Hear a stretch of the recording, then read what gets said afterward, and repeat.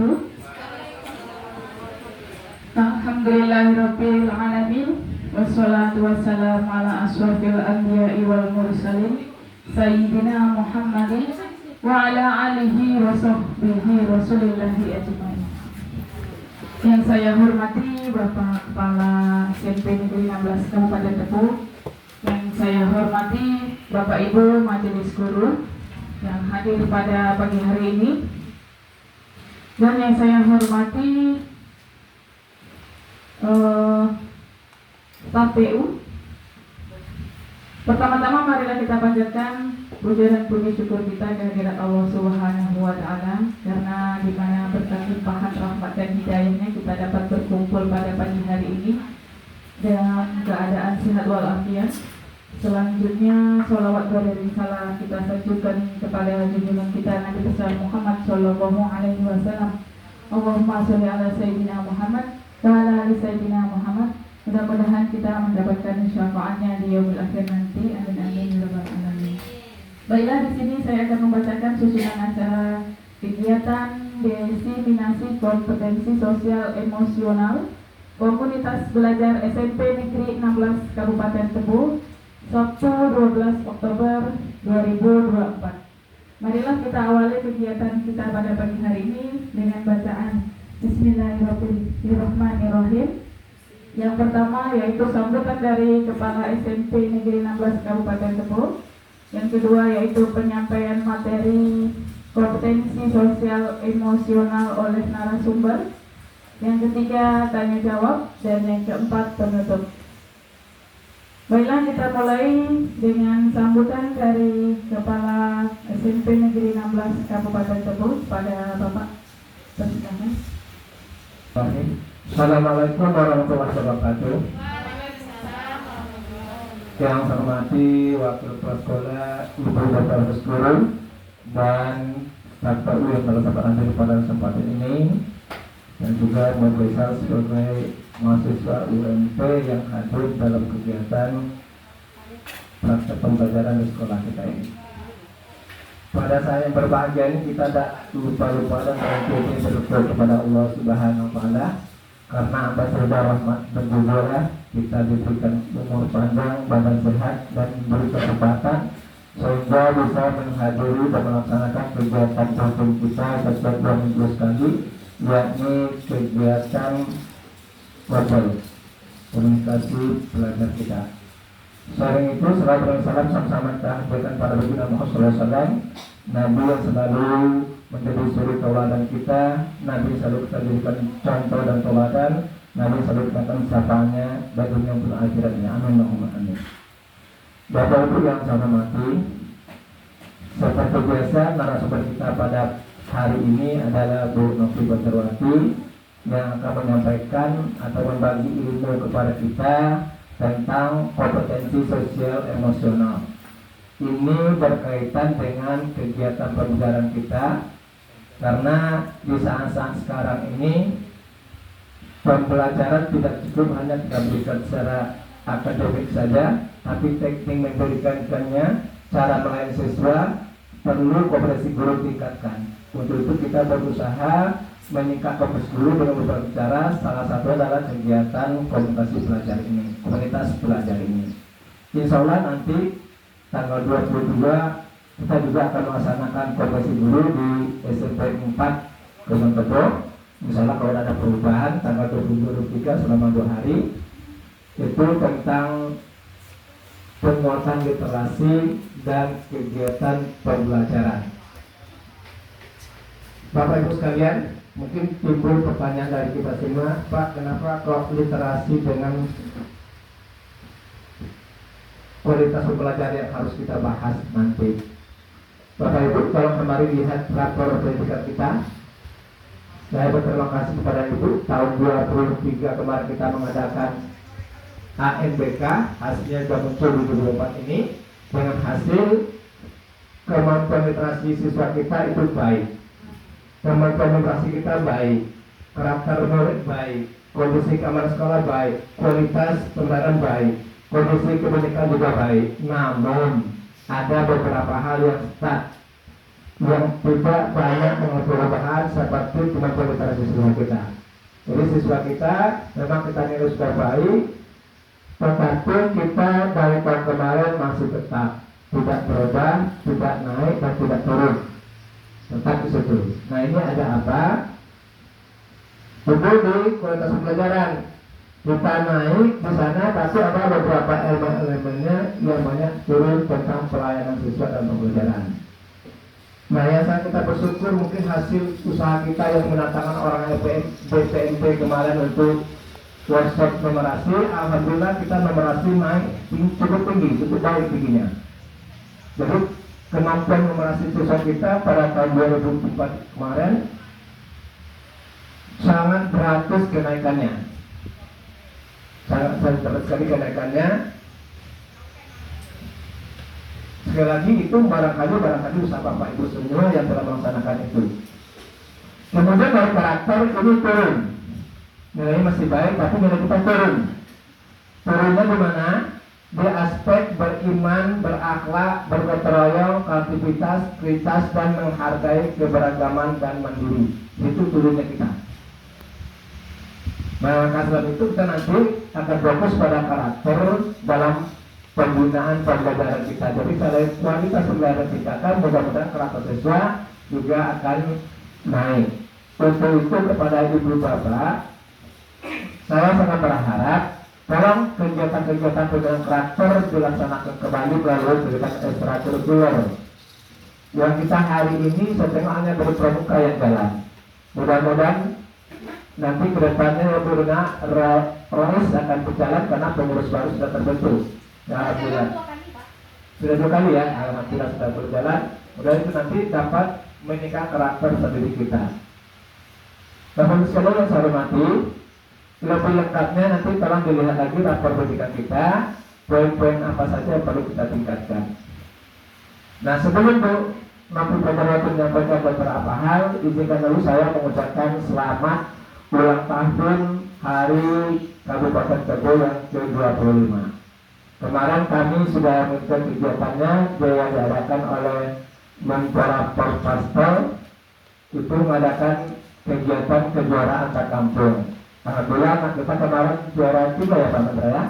Juara 3 untuk lari tingkat SMP dari 12 kecamatan.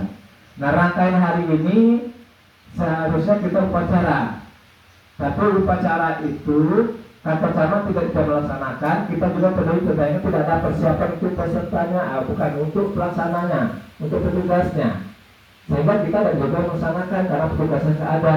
Hari ini kantor cabang dan semua orang yang ada di sana menghadiri acara di Tebo itu di DPR sidang paripurna DPR dalam rangka untuk kebetulan ke-25 ini. Insya Allah sekarang utusan dari provinsi gubernur yang akan datang, utusan dari pusat anggota DPR yang akan datang dari pusat ini. Nah, makanya itu tadi kita tidak bisa melaksanakan upacara atau camat. Kantor camat itu sudah tidak ada orangnya untuk petugas upacaranya. Nanti kalau kita sedang berkenalan soal kita melaksanakan. Kemudian informasi juga nanti malam bagi Bapak Ibu yang sedang liburan ada konser di sana nanti. Sekaligus pembukaan pameran kebudayaan Kepulauan Tebo. Silakan nanti malam minggu ke sana agar keluarga juga bisa nanti disiapkan di sana di Stadion Sri Maharatu Bagas Maharatu di Kepulauan Tebo. Bapak Ibu sekalian yang saya hormati, yang berikutnya yang perlu kita samakan persepsi kita Bapak Ibu, saya ingatkan kembali pada kita karena waktu sekarang sudah bulan Oktober, yaitu tentang PMM kita Bapak Ibu. PMM kita itu kalau saya lihat di sini masih ada 1 orang lagi yang belum mengajukan itu karena kalau tidak mengajukan buktinya tidak bisa buat gitu kan. Nah, ini yang belum kalau nanti diajukan segera. Kemudian yang sudah mengajukan, yang sudah diobservasi, kalau mengajukan, lanjutkan pada tindak lanjut dan refleksinya supaya nanti tuntas yang kita buat ini.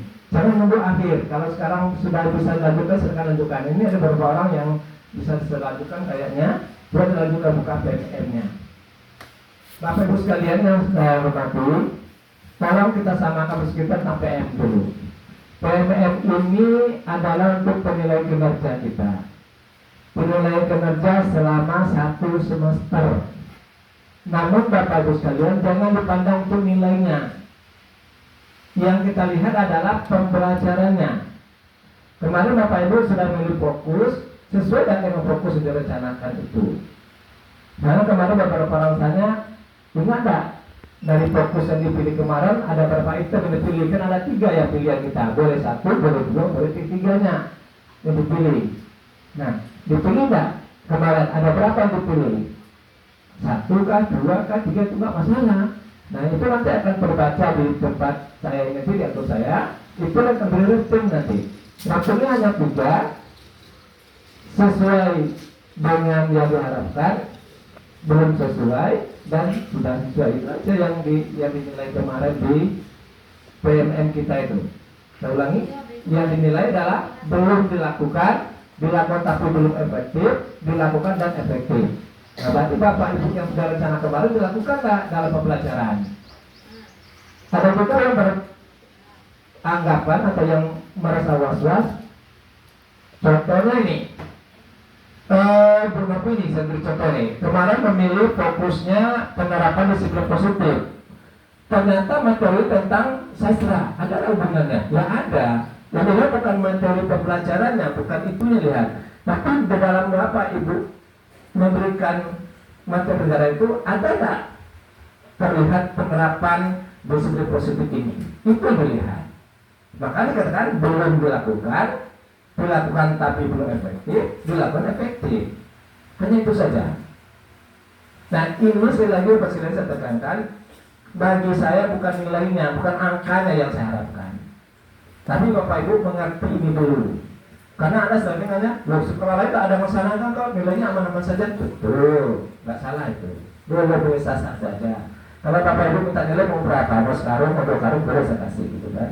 Tapi yang kita harapkan adalah kita ngerti, tahu, paham yang kita lakukan. Mudah-mudahan nanti ada yang banyak kepada pembelajaran kita. Itu yang lebih penting Bapak sekalian. Jadi sekali lagi PMM yang bagi yang belum, silakan nanti kita selesaikan. Kalau bisa jangan nunggu seperti kemarin ada 1 orang terlender kita. Nah, seperti hari kita laksanakan. Bapak Ibu yang saya hormati, itu tentang PMM. Kemudian khusus yang PNS, tolong kemarin saya Pak Amin juga nge-share surat tentang apa kemarinnya, penyelesaian nomenklatur jenjang dan pengangkatan ke dalam jabatan pelaksana guru.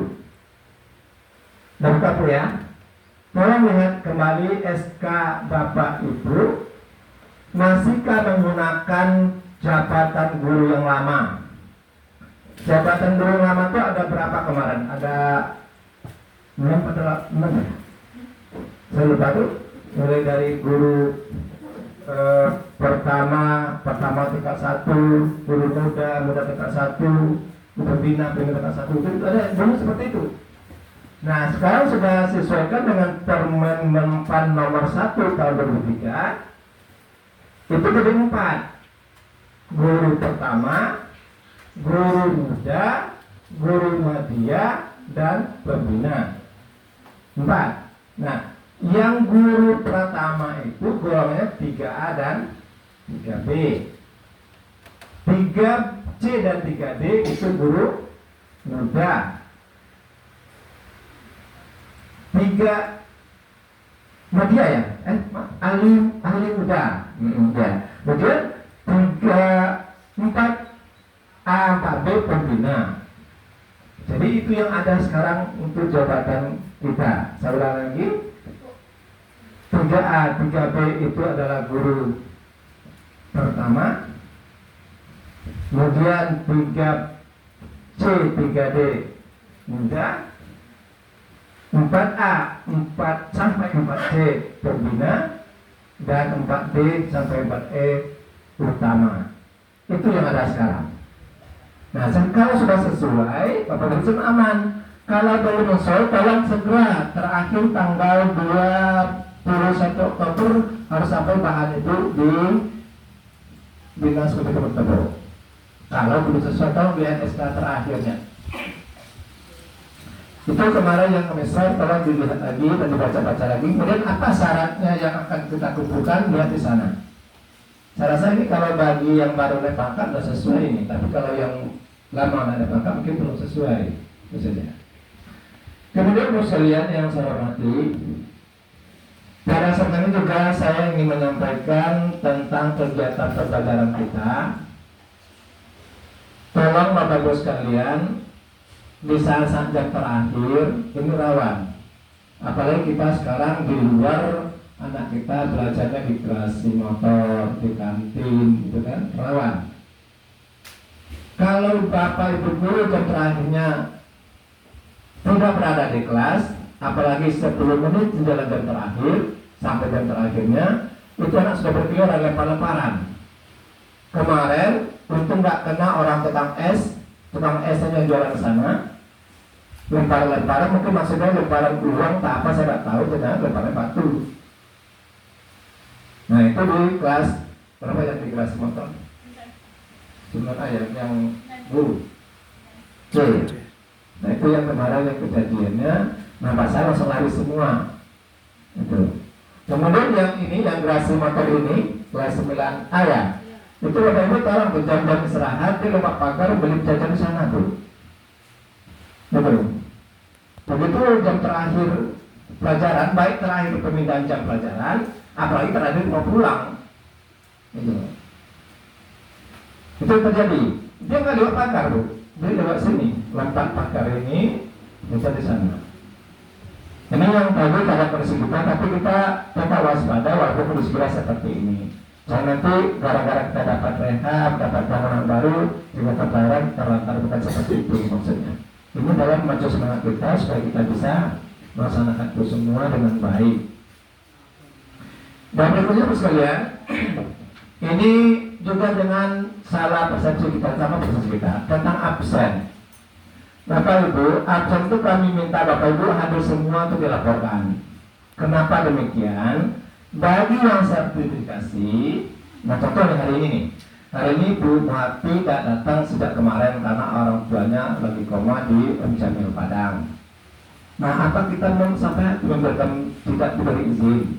Kan tidak mungkin. Nyawa loh.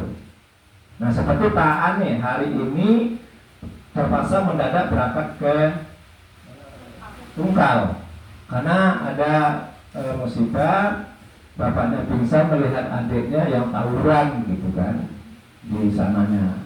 Nah, terpaksa berangkat ini. Apa itu nak kita izinkan? Kan tidak mungkin. Tapi Bapak Ibu sekalian, karena absen laporan mentang-mentang 11% dianggap sepele. Sepele gimana?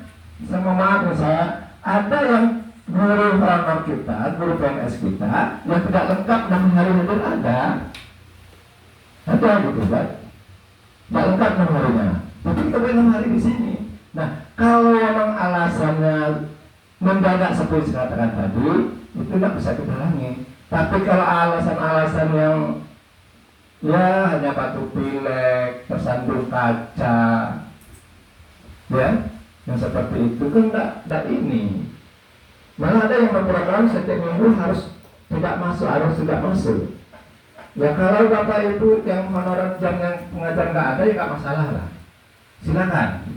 Tapi yang ada jamnya, kasihan yang piketnya. Kita piketnya juga mengajar. Ini yang saya tolong pengertian sekalian. Yang honor juga demikian. Bapak Ibu kalau tampil kamu yang buat Bapak Ibu nggak usah apa, sakit saja atau saja lebih dari 2 hari saja lah. Tapi harus kembali ke tangan bos. Nah kalau saya minta Bapak Ibu lagi, apakah mau Bapak Ibu ngasihkan lagi dana bos itu setelah disetorkan 1 bulan? Maka ribet kan jadinya. Makanya dalam laporan kita usahakan minimal jangan 12%. Ya kalau terpaksa pun kita buatlah 1 hari, nggak apa-apa lah gitu kan. 1 hari berarti kan 90% lebih masih ditolerir oleh yang peraturan yang ada. Jadi sekali lagi Bapak sekalian saya himbau kepada Bapak sekalian, tolong dengan hati nurani kita untuk melaksanakan tugas dengan baik di sekolah kita ini. Mudah-mudahan nanti Bapak sekalian, Bapak Ibu melaksanakan ikhlas, merasa tidak terbebani, Allah akan memudahkan urusan kita. Jangan takut dengan rezeki bos sekalian. Nih, contoh saya sendiri aja ya. Saya dulu waktu di unit 9 SMP 9 sekarang, kita terbayangkan bos sekalian, anak mau kuliah kita gajinya waktu itu 67.000. Golongan sudah golongan 2B. Tidak terbayangkan. Tapi begitu anak saya butuh biaya, alhamdulillah ada yang mama sertifikasi, ibunya lulus CPNS, ada rezekinya gitu. Alhamdulillah tersampaikan. Bapak Ibu kan demikian. Barangkali hari ini Bapak Ibu belum diluluskan upaya P3K, mungkin saatnya belum membutuhkan gitu. Nah saatnya nanti Bapak membutuhkan, insya Allah ada rezekinya anak kita. Asal kita menjalankan dengan ikhlas, sabar dan sabar. Itu saja yang perlu kami ingat pada sekalian. Masalah absen itu tolong sama-sama kita. Jangan kayak kemarin kejadiannya, komite lapor anak kita sudah sampai di SD jam terakhir. Jam terakhir anak sampai di SD, ditanyakan oleh komite malah mau diviralkan cerita, maka mau kami panggil kemarin ke sini, gitu kan? Selaku pengurus komite mau memindahkan anak lari ke SD. Anak kita jam terakhir jam belajar, dia pulang. Kenapa pulang? Takut guru masuk kelas. Alasannya bolos, alasannya itu diusir oleh guru. Nah ini kan tidak sinkron, maka disinkronkan. Menurut sekalian, selama jam pelajaran di kelas itu sesuai tanggung jawab Pak Ibu sekalian. Di mana posisi anak itu bertanggung jawab. Saya berharap jangan ada lagi Bapak sekalian, sekolah anak keluar itu Bapak Ibu kan nak nampak. Bu suruh, mama ambil kemarin suruh bersihkan WC, dia tidak situ kok. Mama di WC dia. Kan tidak ada api juga, ya kan? Nah tolonglah, walaupun hukumnya sesuai dengan aturan yang ada, cukup di dalam kelas saja. Atau nampak oleh ibu dia dari saat ibu belajar pertama, bapak ibu pertama sampai ibu terakhir di kelas itu. Kalau kuliah itu kemana-mana, ya kemana-mana anak itu. Jadi ibu sekalian, tolong ini dipahami, mudah-mudahan bisa laksanakan dengan baik. Itu semua adalah untuk kita, mudah-mudahan kita lebih baik ke depannya masalah-masalah pembelajaran ini. Kita selalu meningkatkan sarana kita, kebutuhan pembelajaran kita, sehingga kita dapat melaksanakan pelajaran dengan baik, dengan tenang, aman. Demikian juga siswa kita bisa melaksanakan pelajaran dengan baik, aman, nyaman, dan tenang, sehingga ilmu yang kita berikan bermanfaat bagi anak, insya Allah kita dapat balasan pahalanya. Amin, Allahumma amin. Bapak sekalian, itu saja yang perlu saya sampaikan kesempatan ini, karena kita mengenai waktu ada kegiatan dari Bu Novi nanti dalam penyampaian. Mari sama-sama kita simak penyampaian dari Bu Novi pada nanti, dan saya berharap insya Allah bisa kita laksanakan. Apalagi sekarang ilmu seperti ini Bapak sekalian, di MGMP sudah jarang sekali ditemui, karena dana MGMP itu sekarang boleh kita kan tidak ada kecuali yang mendiri. Maka sekarang pemerintah membuka jalan kita untuk menambah ilmu kompetensi melalui calon guru penggerak. Nah mudah-mudahan nanti pada gelombang angkatan yang ke-12 ini Bapak Ibu pendaftar ada lagi lulus. Alhamdulillah kita sekarang kayak Bu Novi sudah selesai, Bu Nita insya Allah sebentar lagi selesai, Bu Irma dan Bu Dewi dalam pendidikan insya Allah 2-3 bulan lagi selesai juga insya Allah. Nah ilmu itu mahal, tidak bisa kita cari kalau tidak ada kemauan kita. Kemauan dari mana? Bapak Ibu melangkai dari awal dulu. Daftarlah sebagai calon guru penggerak dulu. Jangan sekali-kali harus kalian, saya tidak mau karena jadi kepala sekolah, jadi pengawas. Itu pilihan Bapak Ibu. Kepala sekolah dan pengawas itu pilihan kita dan takdir. Tidak usah dipikir, yang penting kejar ilmunya. Kesempatannya ada. Kayak sekarang mau, tapi karena usia katanya tidak bisa lagi, bisa ikut di sana itu. Nah kemarin ada yang seperti Pak ikut pembatik, saya bisa ikut sebenarnya pembatik itu, kepala sekolah masih bisa. Tapi memang saya keakui untuk menghadapi komputer sekarang saya sudah kewalahan. Itu mengetik yang hasil observasi ibu sekaliannya, satu orang saya butuhkan waktu 1 jam sekarang untuk mengetik itu. Donat saya buat untuk penilaian itu. Jadi rasanya memang sesuai dengan kemampuan saya, mungkin mata sipil juga istilahnya yang bisa saya mampukan. Tapi saya berharap kepada ibu sekalian, lagi muda, tolong usahakan cari ilmu tingkat profesi selagi kita bisa. Apalagi saya berharap ini yang belum ada yang S2 yang nyusul dengan Pak Amin, mudah-mudahan nanti ada yang nyusul S2 gitu kan. Sekarang terbuka di UT juga boleh, di UNJA juga boleh. Malah kemarin saya mendapat kabar di SMA berapa ya? SMA 8, SMA 9 jadi 8. SMA 98 itu ada satu orang gurunya dapat izin belajar dan beasiswa untuk mengambil S3 ke Yogyakarta. Ya, itu ipar dari Pak Imam Subki. Siapa nama saya lupa namanya itu. Sekarang baru ngomong, sekarang mereka sedang ada di Yogyakarta dapat beasiswa S3. Itu dari mana dia berawalnya? Aktif di Perbakti, aktif di TIK, aktif dari Kombol, aktif dengan guru penggeraknya. Nah, tinggal dia terpanggil untuk mengambil S3. Kayaknya guru kita yang baru S3 itu kayaknya baru gitu kan. Nah, bagi bapak ibu yang muda, saya berharap S2-nya dikejar lah. Nah, rumit sekarang lah, ngejar S2 itu. Asal kemauan ada, insya Allah terus jalan. Cuman kalau mau cepat diakui, melalui T. Kalau bapak ibu kampus-kampus lain untuk mengejar gelar, insya Allah bisa. Tapi secara legalitasnya di BKSDM kita, secara kepangkatan kita memang agak susah. Kayak Bu Yanti ya, sampai sekarang kan tidak dapat juga diakui ya. Itu yang kita inginkan, susah memang. Peraturan sampai sekarang. Lain zaman saya dulu. Begitu dimasukkan ke usulan kredit jadi langsung gitu kan, tidak melihat linear dan segala macamnya terjadi. Nah, aturannya berubah-ubah terus, maka ikuti aturan berubah ini. Saya karena pakat kemarin belum mati, masa ada yang terupload 2 Pak integrasinya kayak berita, kenapa sih nggak sesuai Pak integrasi dengan SK terakhirnya? Nah, kenapa kita data? Kita kan secara otomatis dapat di sana gitu kan. Nah, tolong jeli dalam menegakkan hal semacam ini. Kapan lagi kita bisa menjaga setara kita kalau tidak melalui semacam itu. Itu saja sekalian.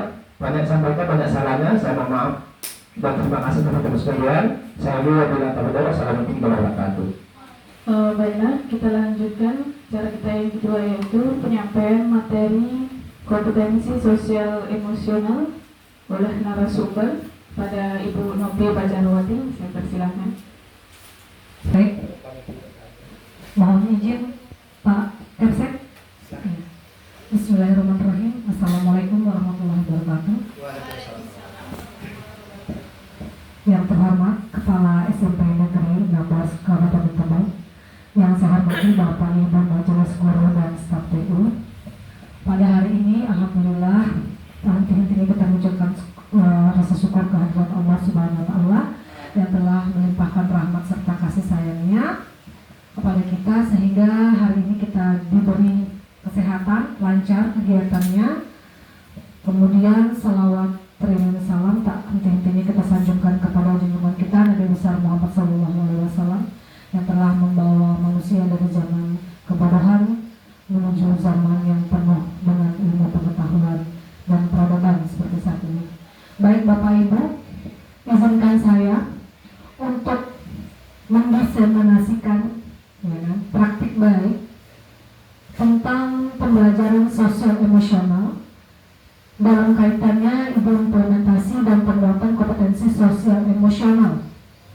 Namun sebelum saya mulai, sesuai dengan materi kita hari ini, pembelajaran sosial emosional atau kompetensi sosial emosional, kita mindfulness dulu, supaya kita berada penuh dalam kegiatan hari ini. Ya Bapak Ibu, tekniknya menggunakan teknik stop.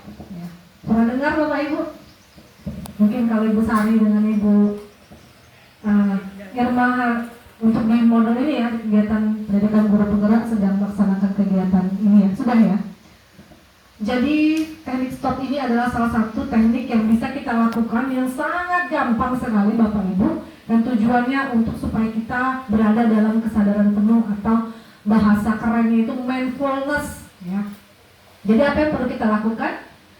Boleh ikutin petunjuk saya. Yang pertama adalah kita berhenti melakukan aktivitas apapun. Sudah ya, sudah tidak melakukan apapun ya, tidak memegang gawai, tidak memegang telinga teman ya, pokoknya posisinya santai. Oke. Kemudian kita take a break atau take a deep, artinya adalah mengambil nafas dalam-dalam. Ayo Bapak Ibu lakukan. Lalu keluarkan. Sekali lagi. Keluarkan. Oke. Proses ya. Setengah proses selesai. Kira-kira apa yang dirasakan Bapak Ibu? Lebih tenang? Iya, lebih rileks? Iya, Ibu Sari langsung bersemangat nih. Alhamdulillah. Baik Bapak Ibu, sudah ya Bu Den? Rasanya gimana Bu? Rileks ya? Agak ngantuk sedikit ya, tapi perasaannya Ibu sudah lelah ya. Baik, kita lanjutkan.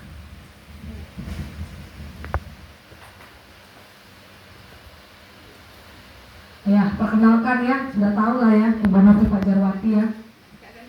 Iya, ini zaman masih kurus Bu Rina. Ya. Lanjut. Jadi pengertian pembelajaran sosial emosional Bapak Ibu, mari kita cermati. Jadi apa itu pembelajaran sosial emosional atau bisa juga kita sebut sebagai kompetensi sosial emosional? Yaitu pembelajaran yang dilakukan secara kolaboratif oleh seluruh komunitas sekolah. Ini perlu digarisbawahi Bapak Ibu, oleh seluruh komunitas sekolah. Artinya tidak bisa berdiri sendiri, harus bekerja sama. Proses kolaborasi ini memungkinkan anak dan orang dewasa di sekolah memperoleh dan menerapkan pengetahuan, keterampilan dan sikap positif mengenai aspek sosial emosional. Jadi kolaborasi yang dilakukan adalah kolaborasi antara murid dan guru, atau juga guru sesama guru, atau guru dengan kepala sekolah, ataupun juga guru dengan tenaga kependidikan atau TU. Jadi kolaborasi ya, intinya adalah untuk pembelajaran sosial emosional ini adanya kolaborasi. Jadi pernah mendengar pepatah ibu berdua itu lebih baik daripada sendiri. Itu ya Pak Mendra. Lanjut ya. Manfaat penerapan pembelajaran sosial emosional. Nih, manfaatnya yang pertama kita mengacu kepada peningkatan 5 kompetensi sosial dan emosional. Nanti saya akan jabarkan apa saja 5 kompetensi yang harus kita miliki dalam peningkatan sosial emosional kita. Ini tujuannya adalah untuk peningkatan perilaku positif. Jadi kepada perilakunya yang mau dilihat dari kompetensi 5 kompetensi dasar itu ya. Kemudian manfaat yang kedua itu lingkungan belajar yang suportif.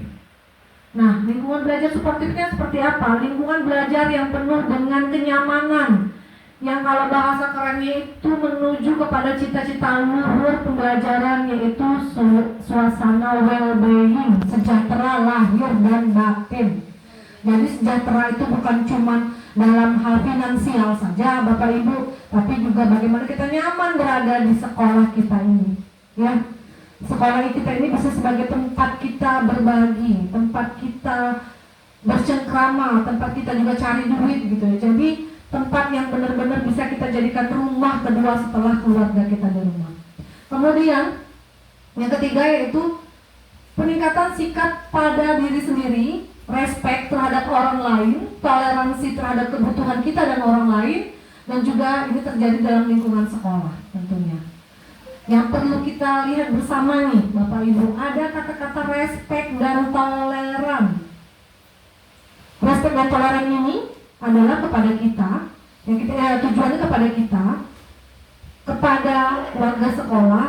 Namun yang perlu kita perhatikan bukan kita sesama guru atau dengan atasan saja, tetapi juga dengan murid. Kita perlu juga Bapak Ibu menanamkan respect dan toleran kepada murid. Artinya perlu kita pikirkan yang kita lakukan ini apakah memiliki dampak yang baik untuk anak, untuk murid kita gitu kan. Apakah kita sudah mempunyai rasa peduli terhadap anak kita? Karena yang kita lihat mungkin selama ini hanya sekitar 30%. Kalau kita ingat kembali ya Bu Sari, materi gunung es, bahwa teori gunung es, bahwasannya kita tuh hanya bisa melihat sekitar 30% dari kondisi seseorang, yang 70% itu tidak terlihat. Nah ini, kalau kita sudah pahami bahwa anak itu juga, murid itu punya kebutuhan lain yang 70% tidak terlihat, maka kita akan mampu memunculkan rasa respect ini loh Bapak Ibu. Ini yang kurang kita, mungkin bukan kurang ya, belum dipahami gitu. Kita kurang respect, kita cuma tahu kebutuhan kita aja sebagai guru, tapi kita nggak pernah melihat anak ini butuh apa gitu kan. Karena mungkin rasa kasih sayang pertama kali tidak mereka dapatkan di rumah. Terus kita minta mereka untuk peduli sama teman, sedangkan rasa kasih sayang kita juga nggak punya gitu. Dan kita tidak bisa memenuhinya. Nah ini yang perlu nanti kita lihat ya. Lanjut. Salah. Ya, 5 kompetensi sosial emosional yang tadi saya jabarkan sebelumnya. Yang pertama ada kesadaran diri, ada kesadaran sosial, ada manajemen diri, ada keterampilan berrelasi, dan pengambilan keputusan yang bertanggung jawab. Jadi ini Bapak Ibu, 5 kompetensi sosial emosional yang ada pada kita ya. Dan harus kita latih supaya kita terbiasa menggunakan 5 kompetensi ini. Ini yang paling mendasar yang harus dimiliki kita ya. Selanjutnya, nah, bentuk implementasi kompetensi sosial emosional. Yang pertama, ini kita akan masukkan ke dalam pengajaran eksplisit. Eksplisit artinya apa? Bapak Ibu mungkin masih ingat? Kan ada kejelasan makna secara implisit, ada eksplisit. Kalau eksplisit secara jelas ya, Bapak Ibu ya, secara jelas. Jadi pengajaran sosial emosional ini harus secara jelas kita masukkan ke dalam kegiatan pembelajaran di kelas, ataupun juga dalam kegiatan kolaborasi kita dengan sesama rekan sejawat. Kemudian yaitu integrasi praktek mengajar guru dan kurikulum akademik. Artinya kompetensi sosial emosional ini harus include di dalam kegiatan pembelajaran Bapak Ibu. Dan tentunya nanti bisa kita buat rancangannya pada modul pembelajaran. Itu maksudnya ya. Jadi integrasi praktek mengajar harus terintegrasi, harus masuk PSE ini atau KSE ini di dalam kegiatan mengajar. Tapi mungkin perlu saya juga sampaikan, sebenarnya mungkin kita sudah melakukan itu ya, hanya kita tidak paham ini ternyata masuk PSE loh gitu ya Bu Reni. Kita menanyakan, nah kabar kamu bagaimana hari ini, sehat gitu kan. Biasanya kita lakukan di bagian persepsi ya kalau kita mau mengajar. Ternyata itu adalah bentuk PSE Bu Reni. Nah kita melakukannya kan, nah tapi kita mungkin belum paham aja. Oh itu ternyata PSE Pak. Iya, berdoa yang paling sering kita lakukan, rutin, pastilah kalau berdoa itu rutin ya kita lakukan ya. Itu juga adalah bentuk kegiatan PSE. Ya Pak Men, kalau misalnya mau latihan di lapangan ada berdoanya nggak Pak? Ada. Nah artinya Pak Mendra sudah melakukan kompetensi sosial emosional pada kegiatan pembelajaran. Baik, selanjutnya penciptaan iklim kelas dan budaya sekolah. Ini nanti ada kaitannya mungkin dengan bagaimana kita menerapkan PSE tadi di kelas ya. Selanjutnya bentuk implementasi kompetensi sosial emosional. Jadi ini bentuk yang bisa kita lakukan, salah satunya Bapak Ibu. Yang pertama, kita bisa menjadi teladan. Contoh seperti singkatan kepanjangan dari kata guru, digugu dan ditiru ya. Jadi kita bisa menjadi teladan, mendukung pendidik dan tenaga pendidikan dalam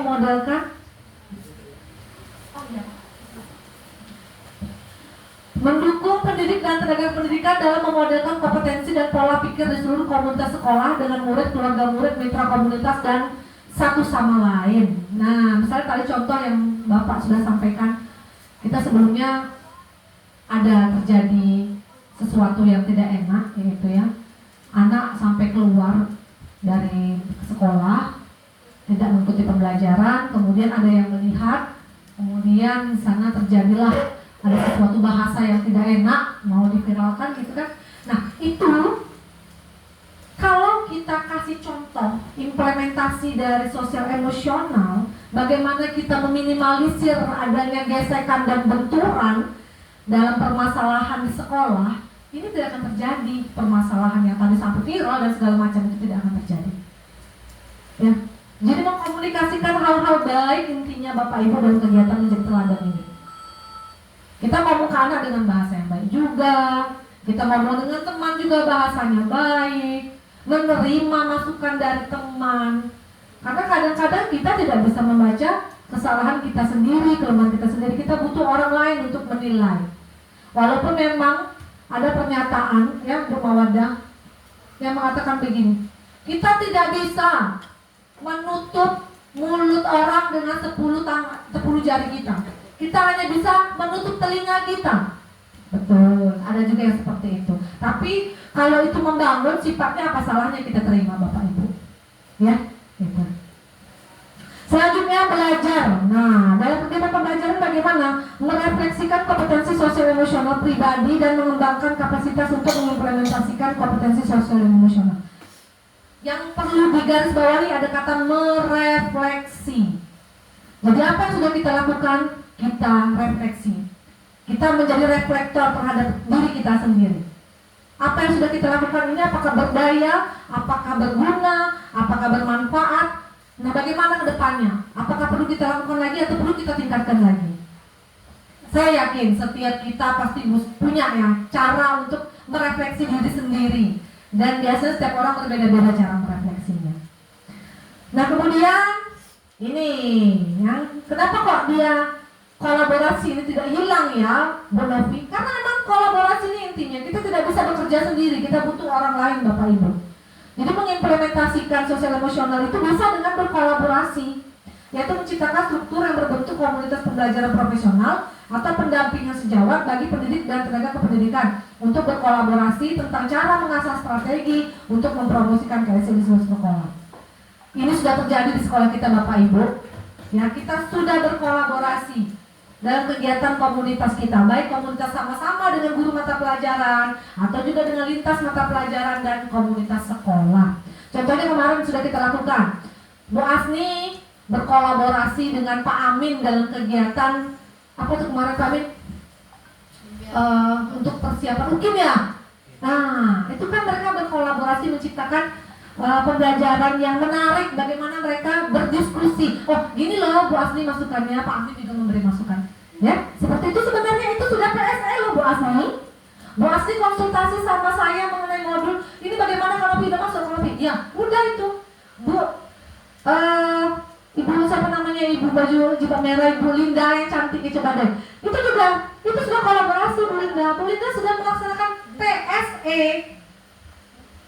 Nah, tapi Bu Linda begini, ternyata itu PSE loh kan? Iya, itu PSE.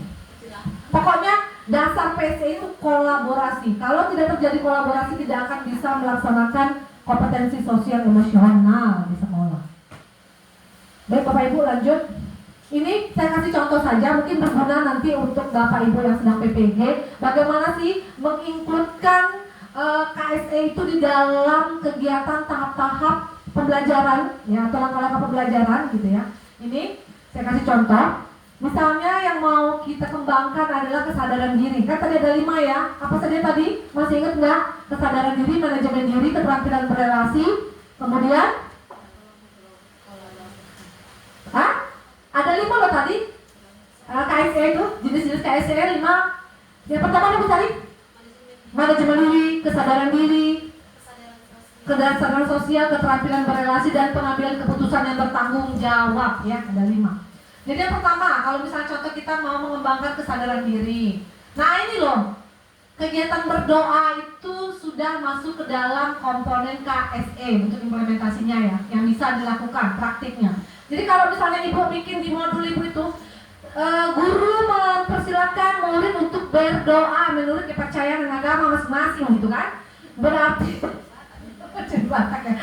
kebanyakan ngomong gini misalnya. Jadi itu dalam kurungan aja.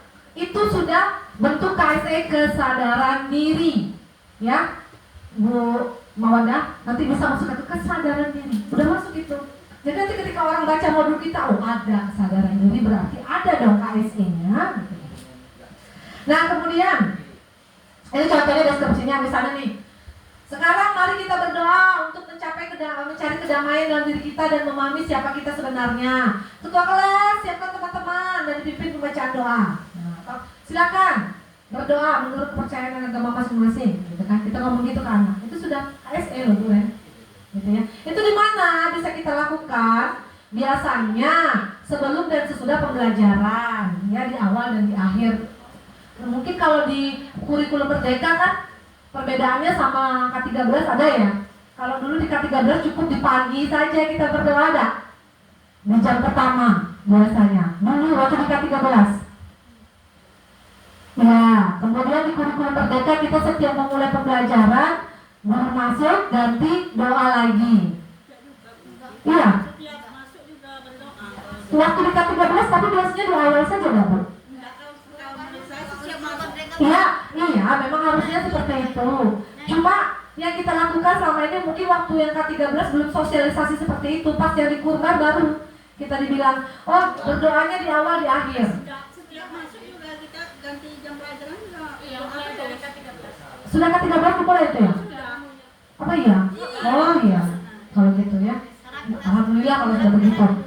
Nah, tapi memang kalau penekanannya terjadi yang di kurmer ini yang lebih ditekankan lagi. Kalau di K13 sudah ya berarti sudah ya.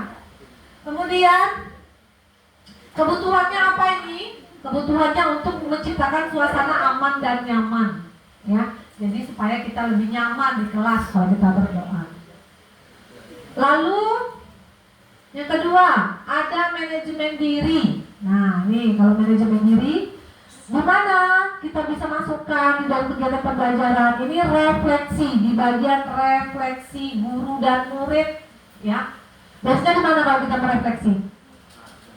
Di awal bisa merefleksi pelajaran yang sudah kita lewati. Kemudian nanti di akhir pelajaran yang sudah kita lewati, yang sedang berlangsung. Iya, betul. Nah, misalnya nih, yang bisa kita lakukan bentuknya, mari anak-anak kita merefleksi diri bersama dari kegiatan pembelajaran dan harap kita semua ke depannya kita bisa lebih konsentrasi lagi dalam belajar gitu misalnya. Nah kemudian kalau misalnya ibu-ibu juga pengen dapat sesuatu yang lebih, kita nggak cuma diomong aja tapi ditulis, nanti dikumpulkan jadi bahan pertimbangan juga untuk kita. Karena kan anak ini kalau ngomong rame-rame keroyokan cuma sebagian aja yang bisa kita dengar, nggak bisa sebagian seluruh kelas yang kita dengar apa yang mereka inginkan gitu kan. Jadi nggak ada salahnya juga kita meminta mereka untuk menuliskannya di kertas. Ini kapan biasanya kita lakukan? Di akhir pembelajaran di 5 menit terakhir ya. Jadi nanti Bu Mawada, Ibu Linda, Ibu Emma ini bisa dimasukkan di bagian penutup. Jadi bikin aja nanti di dalam kurung manajemen diri gitu. Ya. Selanjutnya masih manajemen diri. Nah, untuk pengajaran eksplisitnya bisa dengan memberikan 4 kata ajaib. Nah, apa saja 4 kata ajaib itu? Ada terima kasih, ada permisi, ada tolong, dan ada kata maaf. Ya, jadi kenapa kok dikatakan ini 4 kata ajaib? Karena dari 4 kata inilah membuat kita menjadi manusia yang lebih bernilai.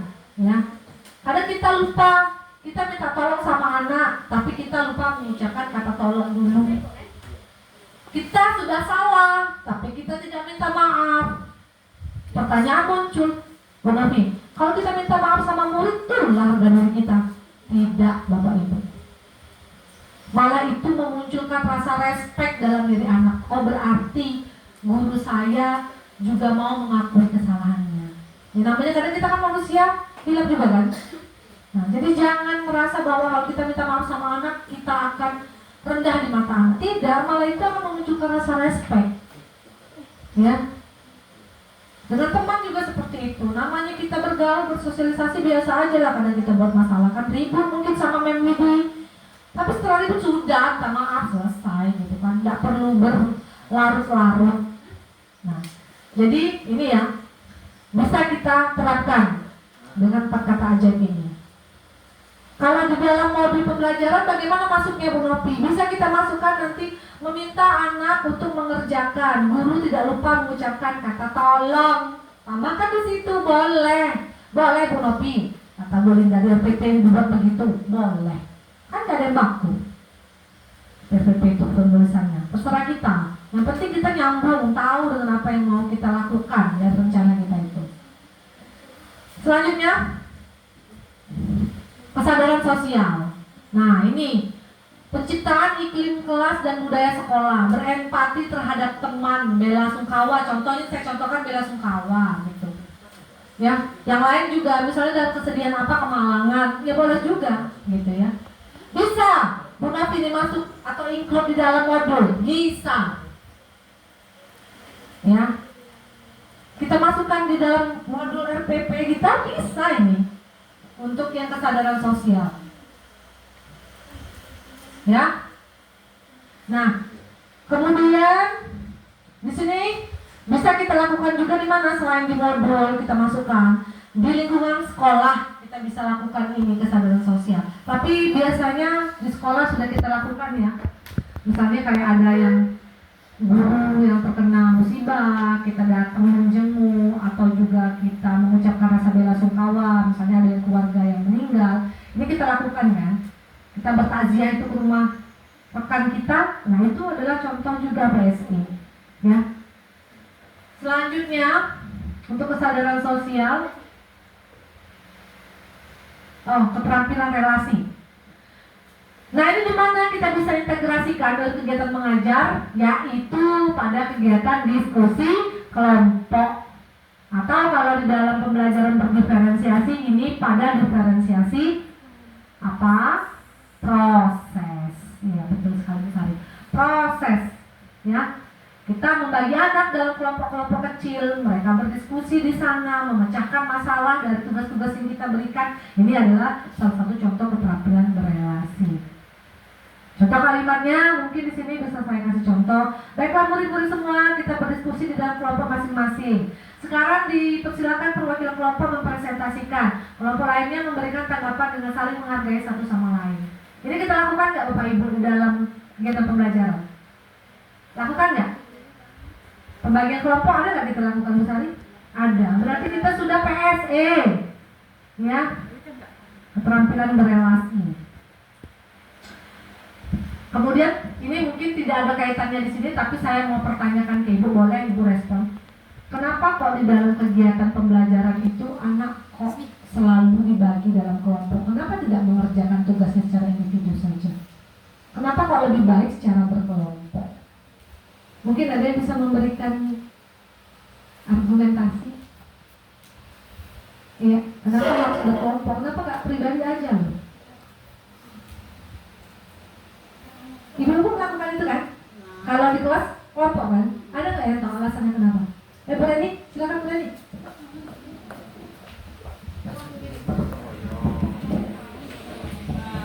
Assalamualaikum warahmatullahi wabarakatuh. Mungkin saya mencoba menanggapi karena menurut saya kalau dibagi dalam kelompok dia kita bisa berkooperasi. Jadi nanti kan ada anak itu yang egois yang ingin menang sendiri. Jadi dengan berkelompok dia bisa menekan rasanya, dia bisa berbagi dengan yang lain. Mungkin salah satu contohnya bisa ditambahkan dengan Pak Amin mungkin yang lain. Apa tuh? Tapi dasar kita melaksanakan berkelompok ini kan ada gotong royong. Yang dimensi kita ya, dimensi profil pelajar Pancasila. Ada Mandiri. Apa lagi ya? Jadi ada dasar itulah buat kelompok. Dasarnya itu ya.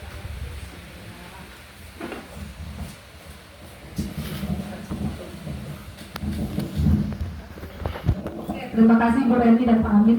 Jadi atas dasar yang pertama karena itu tertuang dalam 6 dimensi profil pelajar Pancasila bergotong royong yang kata Pak Amin dan kata Bu Reni. Jadi kita itu bisa menekan ego anak ketika dia dibagi dalam kelompok. Dia bisa berbagi dengan temannya gitu ya. Ya luar biasa sekali Bapak Ibu. Beri aplaus dulu untuk Bu Reni dan Pak Amin. Ya jadi seperti itu. Jadi memang tujuan kita membagi kelompok anak itu adalah supaya anak itu bisa berkolaborasi dan tentunya kita sudah menerapkan PSE, bagaimana mereka bisa terampil berelasi atau bisa terampil dalam bekerja dalam kelompok. Karena kita bekerja dalam kelompok itu tidak mudah Bapak Ibu. Kita masing-masing punya pemikiran, tapi pemikiran berbeda tadi harus kita satukan. Nah, bagaimana caranya? Tentu kata Bu Ren tadi, menekan ego kita masing-masing. Artinya berarti kita sudah meningkatkan KSE kita, kompetensi sosial emosional. Kalau yang mungkin merasa kita aku bisa sendiri, memang betul bisa sendiri. Tapi ketika kita sendiri itu kita tidak akan banyak dapat masukan. Semakin kita banyak mendapatkan masukan akan semakin bertambah dan bernilai apa yang kita kuasai gitu. Ya. Jadi itulah yang kata saya tadi, berdua lebih baik daripada sendiri Pak Mendra. Ya. Dan Ibu Rika. Boleh ya, oh iya, lupa. Lanjut ya. Ini yang satu lagi yang tadi baru sampaikan Pak Amin, gotong royong. Ya, kalau tadi kita dilihat apa namanya? Diskusi kelompok, selanjutnya gotong royong. Gotong royong dalam rangka persiapan hari ulang tahun sekolah misalnya. Atau kalau di sekolah kita gotong royong persiapan kegiatan apa tuh? Perpisahan ya. Terus apa lagi? Gotong royong persiapan kegiatan kemarin Bu Rina, apa tuh Bu Rina? Untuk rohis ya. Untuk pelantikan rohis, kan bergotong royong murid-murid, anak OSIS ya, dan guru-guru juga ikut berpartisipasi. Jadi gotong royong ini penting sekali Bapak Ibu. Dalam hal apapun, kegiatan akan cepat selesai, kemudian kita akan bisa lebih bernilai, bertambah, apa yang kita tadinya nggak tahu menjadi tahu, gitu kan? Dengan kolaborasi tadi ya, dalam bentuk gotong royong. Selanjutnya, nah ini masih ke dalam yang ini ya, bagian keterampilan berelasi ya, yaitu menciptakan keyakinan kelas Bapak Ibu. Sudah dilakukan belum? Bapak Ibu di kelas, guru mata pelajaran? Sudah. Jadi keyakinan kelas ini bisa kita wujudkan di dalam kegiatan pembelajaran oleh wali kelas dan juga oleh guru mata pelajaran. Ya, bisa kita terapkan bersama. Jadi keyakinan kelas ini fungsinya untuk apa sih sebenarnya? Untuk menjadi pedoman dan pegangan bagi kita supaya apa yang mau kita capai itu dapat tercapai tujuannya, ya, tujuan bersama tentunya, bukan tujuan pribadi. Nah, contohnya nih misalnya untuk deskripsi kegiatannya melalui diskusi kelas, guru mengajak murid-murid untuk menetapkan keyakinan kelas mereka. Nah, inilah contoh-contoh kalimatnya. Ini kan Bapak Ibu bisalah melakukannya ya dengan bahasa kita sendiri ya. Nah, biasanya di mana kita lakukan? Di kelas. Waktunya kapan? Di awal tahun pembelajaran atau pelajaran. 30 menit waktunya misalnya ya. Kebutuhannya apa? Papan tulis, kertas karton, spidol, sticky note ya. Kalau saya biasanya ini saya kasih contoh aja. Kalau saya gimana cara membentuk keyakinan kelasnya untuk pembelajaran saya bahasa Indonesia? Saya kasih lembaran sticky note masing-masing anak.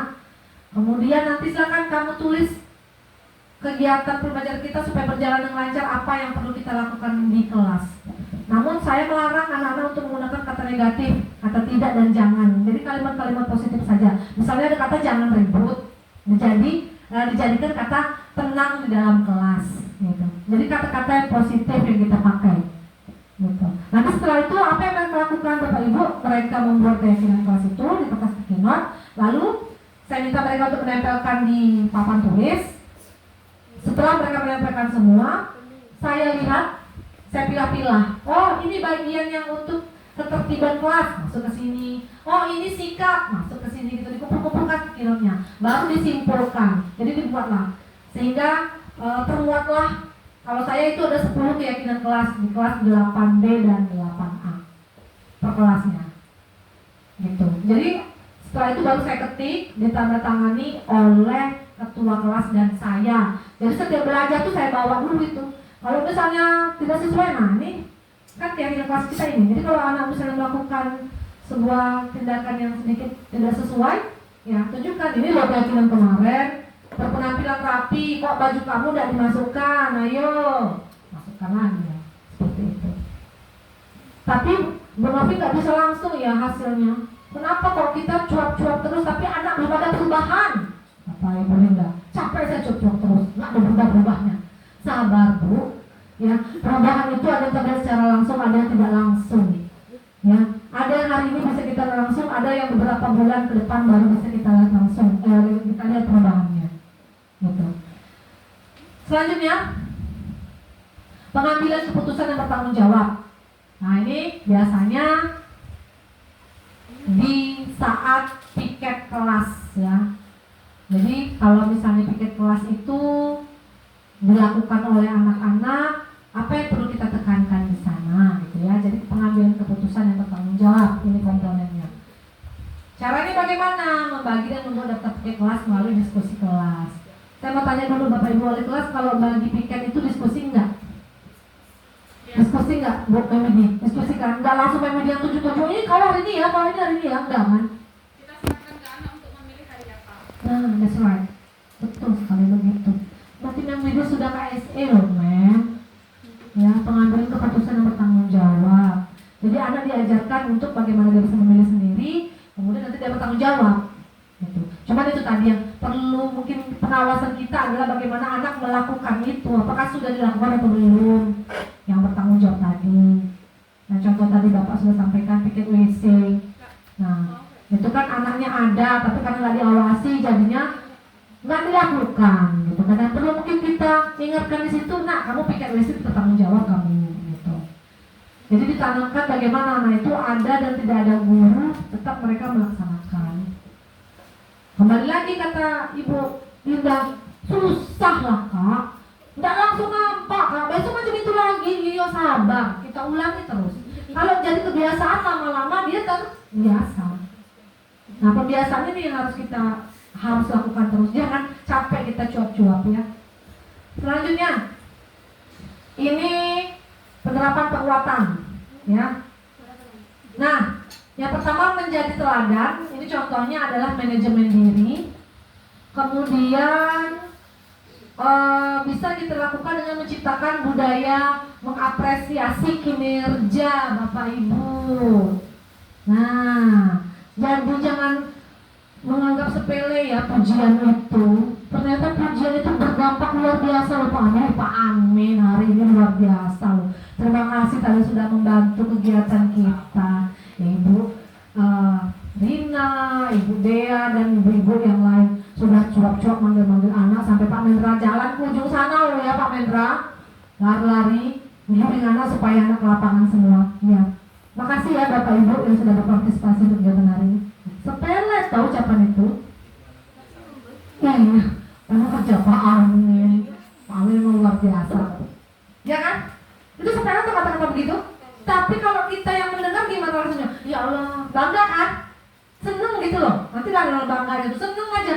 Ya berarti aku diapresiasi, ya kan? Ya kan Bu Sari? Anak juga begitu. Anak sudah bekerja mengerjakan tugasnya. Jangan lupa dipuji Bapak Ibu. Ya kan?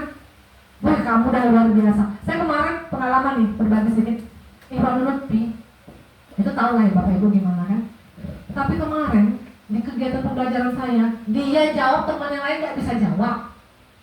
Sampai saya, wow, terpesona, saya langsung lihat Lutfi gitu. Langsung saya ke mejanya, saya lulus-lulus. Ya Allah nak, mantap kamu luar biasa. Artinya ternyata dia punya kompetensi kan? Selama ini nggak terlihat kompetensi dia karena kita menganggap, lagi. Nah, tapi setelah dipuji Bapak Ibu, besoknya semangat nih yang dia belajar. Entahlah kalau besok belajar atau saya, menjelaskan sudah 2 kali masuk dengan saya semangat gara-gara besok, itu belajar dan Lutfi nak belajar dan Lutfi luar biasa. Saya gitu kan, besoknya dia, saya ma katanya. Padahal selama ini baring-baring jelas deh kalau belajar. Kita tidak mau dia. Kalau Besok coba gimana tuh Ryan dan Brina? pertama kali dia datang itu dipuji. Hampir terus. Iya kan Brina? Iya. Ternyata dia butuh pujian. Bentuk cintanya itu adalah pujian. Mungkin selama ini gak didapatkan di rumah Bapak Ibu. Siapa itu? Saya mau nangis benar-benar Bapak Ibu kalau ingat itu. Karena saya merasa begini, oh sama saya egois banget jadi guru gitu. Saya merasa ini bodoh nakal gitu loh. Tapi ternyata ketika saya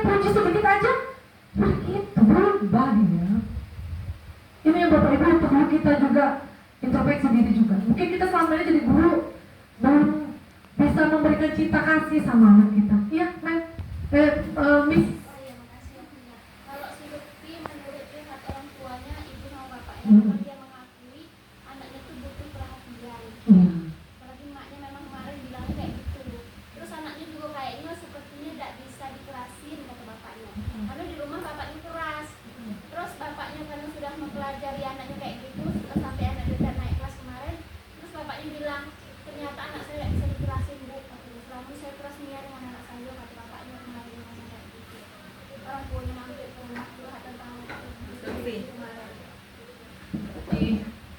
Butuh kasih sayang, pujian ya. Nah, selama ini kita nengoknya kan dia kayak selain ini ada karuan baik, ternyata kita lembutin berubah Bapak Ibu. Memang saya tahu kita di rumah punya masalah juga, berat rasanya kita nak iyo-iyonya gitu, tapi ya kita nggak ada salahnya kita mencoba, kita belajar. Saya pun juga gitu. Kadang hari ini, kenapa murid saya kok begini, introspeksi. Berarti besok saya jangan kayak gitu. Ya, namanya kita manusia, mereka emosi juga kan, nengok anak macam itu. Tapi ternyata setelah kita lakukan pendekatan, kok alhamdulillah ada perubahannya. Ya, betul lah, Bapak Ibu. Aidil tadi alhamdulillah juga dengan MBD langsung dia, iya men, iya men. Ada apa kan cuma ketawa aja lah saya, punya kan men, nggak dia, ini enggak, cuma dir, maaf mau dir, iya men. Nah kan, gitu. Ya. Itu ya Bapak Ibu ya, jadi mengapresiasi kinerja ini nggak cuma kepada kawan-kawan saja, tapi bisa juga kepada murid. Lanjut, ini kesadaran diri dan manajemen diri bisa dalam bentuk belajar, workshop, PSQ untuk pendidik dan tenaga pendidikan. Nih, kebetulan kalau hari ini saya diseminasi aja ya Bapak Ibu ya, diseminasi untuk emosional sosial ya, sosial emosional. Tapi mungkin besok bisa sometimes kita, bukan sometimes, someday ya men, someday atau sometimes men, someday, suatu saat kita bisa melaksanakan workshop ISK ini dengan mendatangkan ahlinya ya kan, biar bertambah lagi pengetahuan kita. Di kapan bisa kita lakukan? Ya, di aula sekolah. Kapan waktunya? Bisa 2 jam, bisa 1 jam, bisa 2 hari gitu ya. Selanjutnya berkolaborasi. Nah ini membuat sistem monitoring kerja rekan sejawat ini yang khusus untuk kita sama-sama teman ya, sama-sama rekan guru ya. Itu apa yang mau dikembangkan? Sosial, keterampilan berrelasi, pengambilan keputusan bertanggung jawab. Misalnya itu dalam tim supervisi yang telah di-SK-kan kepala sekolah. Ada di sekolah kita Bapak Ibu? Ada. Sudah berarti kita ini KSE loh, gitu ya. Kemudian melakukan pendampingan terhadap supervisi nilai kesiapan administrasi mengajar rekan. Ada Bu Sari? Ada. Dilihat. Ada modulnya Bu? Ada. Ada perantaranya Bu? Ada. Bagaimana Bu area yang mau dikembangkan? Ini, gitu ya. Dengan melaksanakan coaching juga bisa ya. Selanjutnya, terima kasih. Ya. Demikian yang dapat saya sampaikan Bapak Ibu. Saya kembalikan kepada moderator. Kurang lebihnya saya mohon maaf. Assalamualaikum warahmatullahi wabarakatuh. Sangat luar biasa sekali penyampaian materinya. Kita lanjut acara yang ketiga yaitu tanya jawab. Mungkin ada dari Bapak Ibu yang mau bertanya, silakan. Ya. Saya mau bertanya, Bu Lutfi. Assalamualaikum warahmatullahi wabarakatuh. Saya mengucapkan terima kasih kepada Bu Lutfi sudah memberikan kami materi pembelajaran sosial dan emosional. Materi ini berarti bagi kami dan penyampaian Bu Lutfi sangat baik sekali. Kemudian memang masuk gitu kan, tidak ke kemana-mana, tidak keluar kemana-mana. Jadi memang inilah yang kita lakukan sehari-hari Bu ya. Ya, cuma ingin saya sampaikan. Assalamualaikum warahmatullahi wabarakatuh. Itu pelajaran Bu Lutfi tadi. Ya kan saya kembalikan ke Bu Lutfi. Berarti kan begini Bu Lutfi. Berarti saya menangkap apa yang Bu Lutfi sampaikan. Kan begitu. Percaya. Sangat percaya. Refleksi ya. Ya, kebetulan ini tak termasuk refleksi bagi saya sendiri saya pernah mengajar di 8C. Jadi setelah ulangan, saya minta kepada siswa untuk memberi masukan dan kritikan terhadap pembelajaran saya. Kebetulan dia bawa HP. Jadi silakan secara langsung dia chat ke saya secara pribadi. Ya, jadi di situ saya mengambil kesimpulan ada masukan bagi saya, katanya ibu kurang ice breathing katanya kan. Ada katanya ada juga ada yang positif juga ada yang juga jadi saya sangat berterima kasih sekali terhadap anak. Jadi saya bisa memperbaiki proses pembelajaran saya, apakah itu sudah termasuk PSE. Terima kasih teman-teman.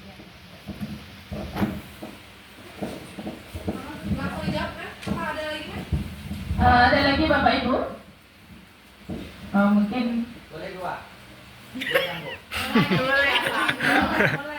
boleh, silakan Pak Nih. Karena saya itu menangkap apa yang ekonomi. Iya. Pertanyaan. Iya, aku Saya lihat ke saya. Nah, ini kan pola.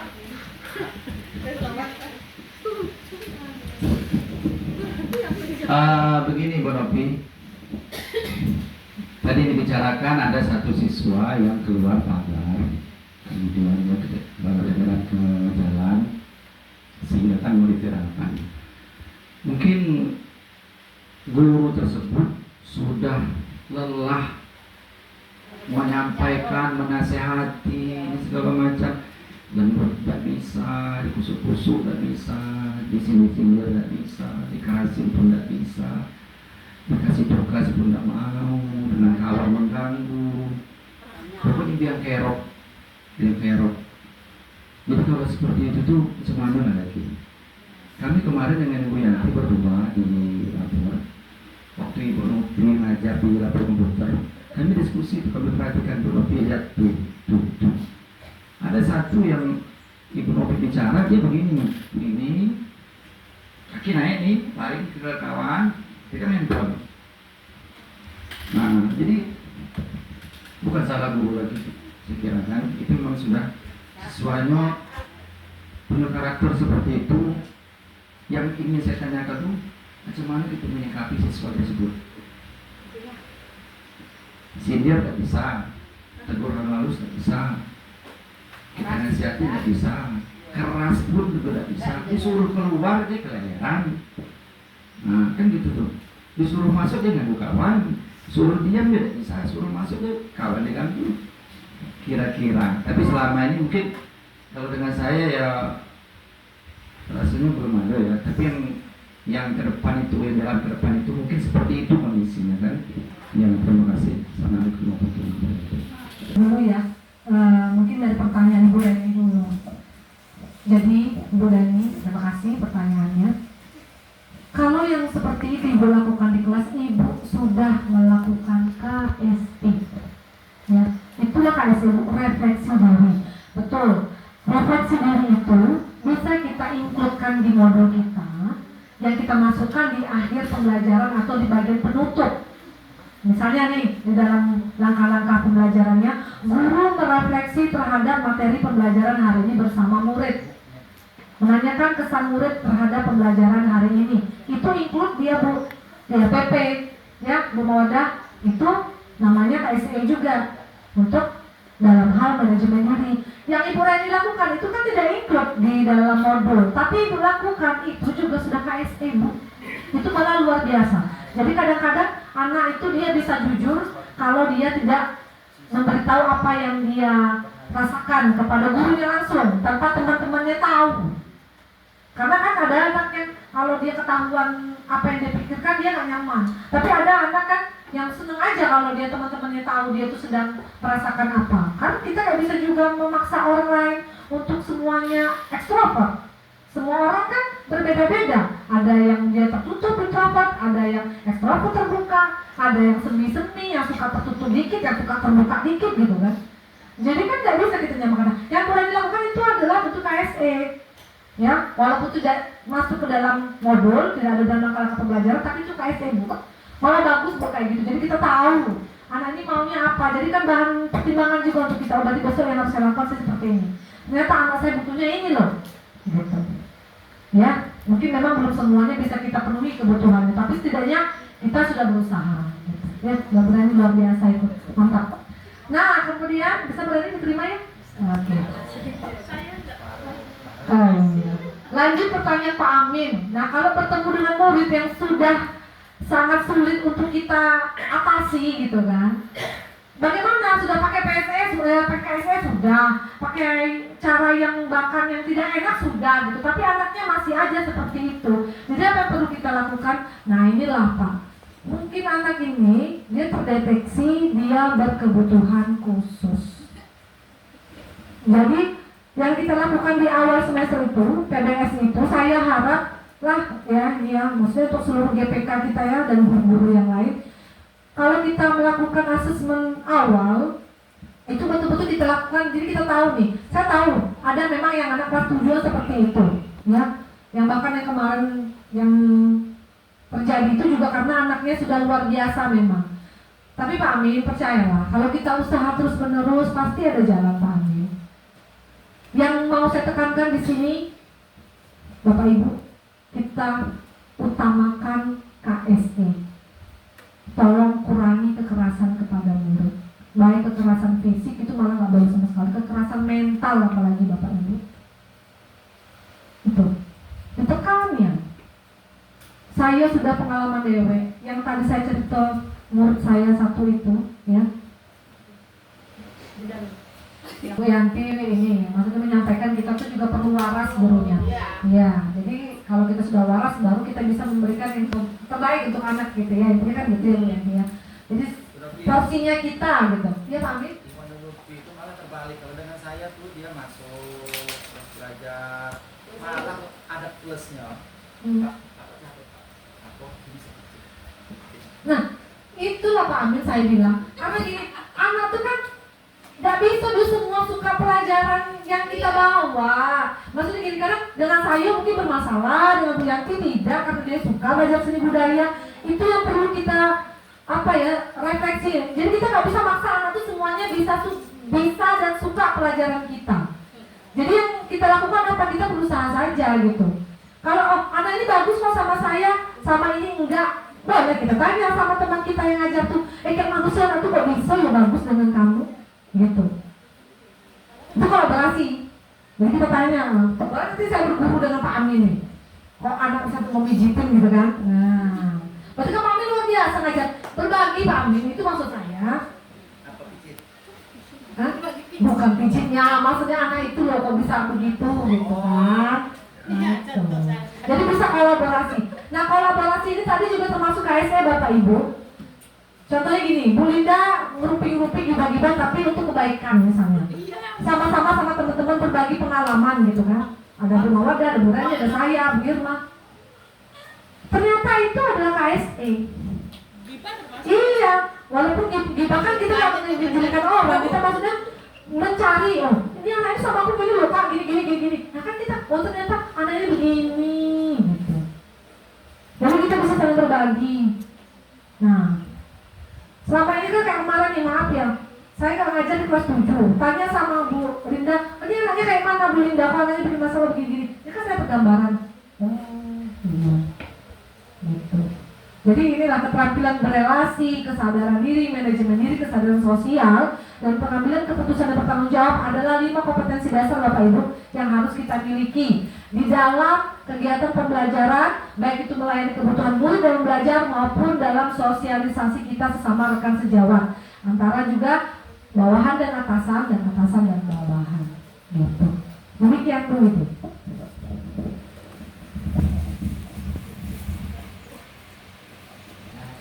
Ada lagi Bapak Ibu?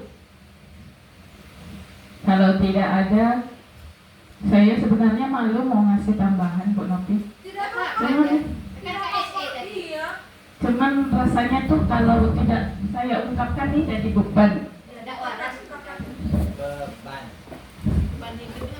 Eh, saya mau bicara nanti takutnya ngajari Bu Yanti gitu kan. Enggak juga. Sesuai dengan Pak.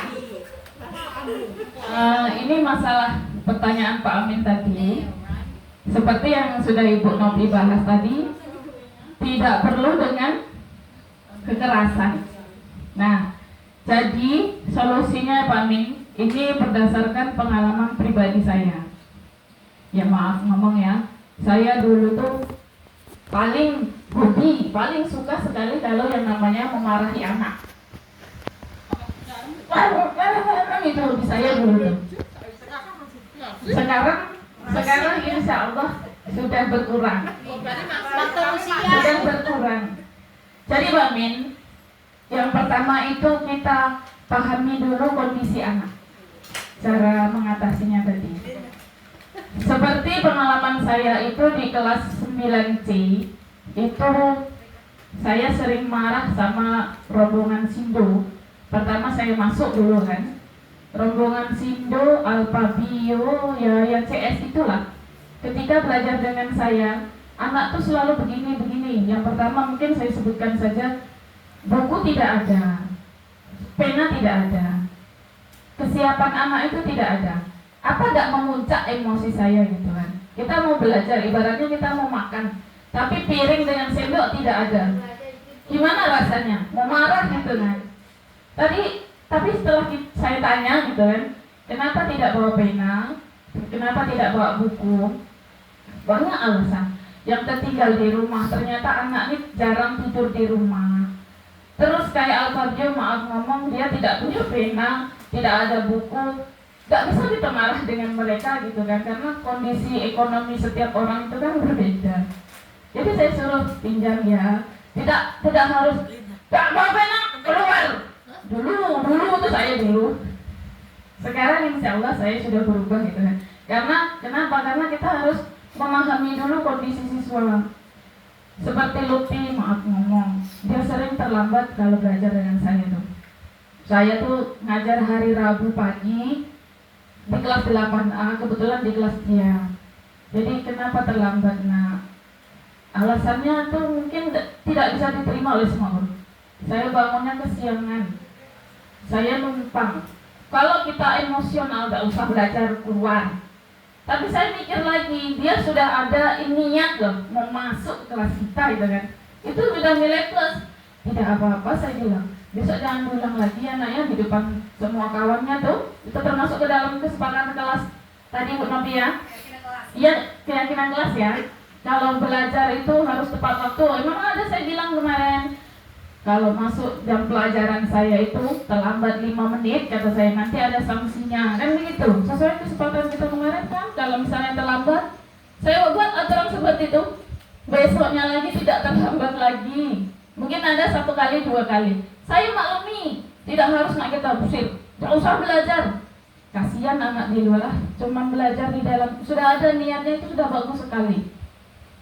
Pak Amin, saya juga kadang anak tuh ada yang ngadu ke saya gitu. Perhatian kita ke anak itu juga kurang Pak Amin. Seperti yang Pak Amin bilang tadi, sini Pak saya pijitin. Tidak semua anak itu punya mental untuk mengambil hati guru begitu, tidak. Ada tipe anak dia yang pendiam, dia menganggap bahwa awak ini apalah kayak gitu. Ada tuh, bapak tuh tidak suka dengan kami loh. Ibu tuh tidak suka dengan kami loh. Mungkin karena kami ini sering marah, sering tidak buat tugas lah, apalah kan biasanya ada yang seperti itu. Ada anak tuh cerita dengan saya, misalnya dengan Pak Amin gitu kan, belajar dengan Pak Amin. Saya nih sudah berusaha katanya, tapi tidak cukup di bapak tuh katanya. Bapak tuh kemarin ada yang kemarin saya ceritakan lah si ini kan. Nah, tanya mana buktinya kan begitu kan. Itu sudah menjatuhkan mental anak secara tidak langsung. Berarti bapak tuh tidak suka dengan saya, nak sekuat sebanyak apapun usaha saya pasti tidak bakalan diterima gitu. Jadi saya bilang dengan anak tuh, yang penting sekarang apa maunya bapak tuh turuti. Bapak tuh maunya kamu menghafal, ya dihafal. Bapak tuh maunya kamu buat surat perjanjian, buat. Maunya kamu buat tugas, buat. Nanti kalau sudah bapak tuh bilang masuk, silakan masuk. Besok jangan diulang lagi gitu saya. Iya, akhirnya kemarin buat semua ya Pak nih. Ada yang enggak? Saya tidak terlalu mengkoreksi atau membuat satu-satu dan saya koreksi. Tapi Jadi sekitar 5-6 orang sudah mengumpulkan semua, jadi saya anggap semua sudah kumpul, saya sudah masuk. Saya maafkan itu. Tapi kalau masih tidak dukung gimana tuh? Masa dibilang anak bapak tidak suka dengan saya, sedangkan anak itu yang tidak mau. Iya. itu kembali ke diri kita lagi, Pak. Anak itu tidak mau, kok yang lain mau tidak. 3 minggu saya suruh hafalin, 1 pun tidak dihafal. Misalnya coba. Yang dihafal itu cuma 25. A, B, C, D, E, F, G. 1 pun oke, minggu depan. Tidak juga lagi. Oke, minggu depan. Saya kan dorong terus tuh. 1 bulan. Jadi gimana coba? Tidak bisa itu. Bukan bapak tidak suka dengan saya. Mereka tuh yang tidak mau menanggapi apa yang saya kasih. Kalau itu Macam mana? Kalau itu saya buka ya Pak Amin ya. Jadi kemarin saya tanya Dana, masa iya men? Yang itu cuma dikasih pertanyaannya 2 kali semuanya suruh menghafal, katanya begitu. Oh salah tuh. Anak kan selalu begitu. Anak cuma Dia selalu cari kemenangan. Dia tuh kalau bahasa Dan Inggris buat cakap tuh. anak saya kemenangan. Cakap tuh cari menang sendiri tuh. Ya bisa kita cari solusinya sama-sama lagi. Ya mungkin ada pendapat dari Bapak Ibu yang lain. Bu ini saya sama sedikit ya. Sudah saya maafkan. Oke lah, karena saya buat video dengan anak-anak tuh. Saya dengan kelas 7C, tapi hari itu bunyi tukang, saya pulang. Kebetulan Bu Asti buat video dengan anak 9B lah. 8B. 9B. Saya pun ikut, sudahlah dengan kamu bilang. Marilah kita tutup acara kita dengan bacaan hamdalah. Alhamdulillahirabbil alamin.